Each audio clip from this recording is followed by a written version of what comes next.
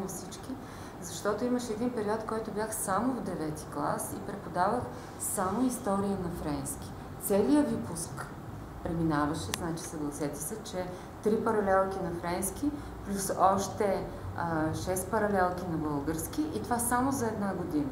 То беше като една манифестация и затова са толкова много и на брой.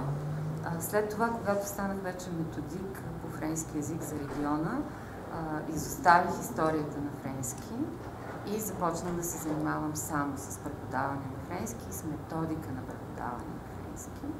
Тогава всъщност започнах да работя на част от времето и много за обученията на учителите, за методика на преподаване, на предмети на езика, на френски език. Те взаимно много интересно се допълват. И когато си бил учител и по едното, и по другото, така можеш да вземаш, да взаимстваш най-добрите неща и от едното и от другото. И мисля, че в общи линии нещата се получаваха.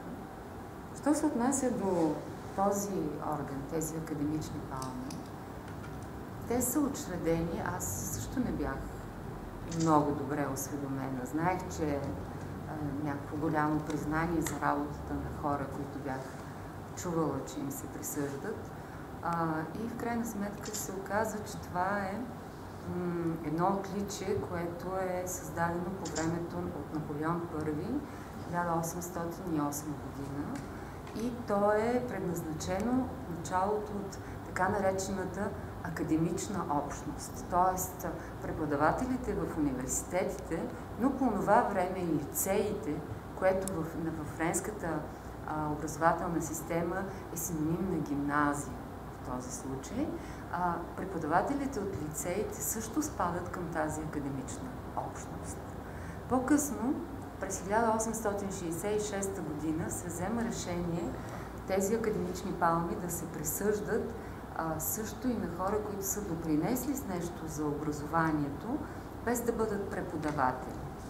И трябва да се, така може би последно, момента, в който се учредяват в този вид, е на 4 октомври с някакъв указ на президента на Франция, тогава Рене Коти, през 1955 година се учредяват 3 степени.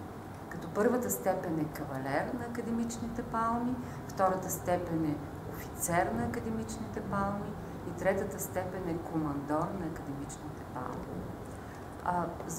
Ще прозвучи нескромно, но в крайна сметка е факт, че аз получавам директно втората степен, т.е. офицер на академичните палми, което е казано, че се дава сравнително рядко за по-особени заслуги. Питах се в какво може би имам по-особени заслуги, освен това, което се опитвам да направя за моите ученици. И си дадах сметка, че най-вече и заради това, което успях да направя за колегите от гилдията, докато бях председател на Асоциацията на преподавателите по френски език в България. Защото точно тогава човек има възможност да направи много повече, отколкото когато си редови учител. Тъй, че това е една много висока отговорност, една длъжност с много ангажименти, но едновременно пък ти позволява, ти развързва ръцете, когато можеш и когато искаш и когато намериш сили да направиш нещо повече.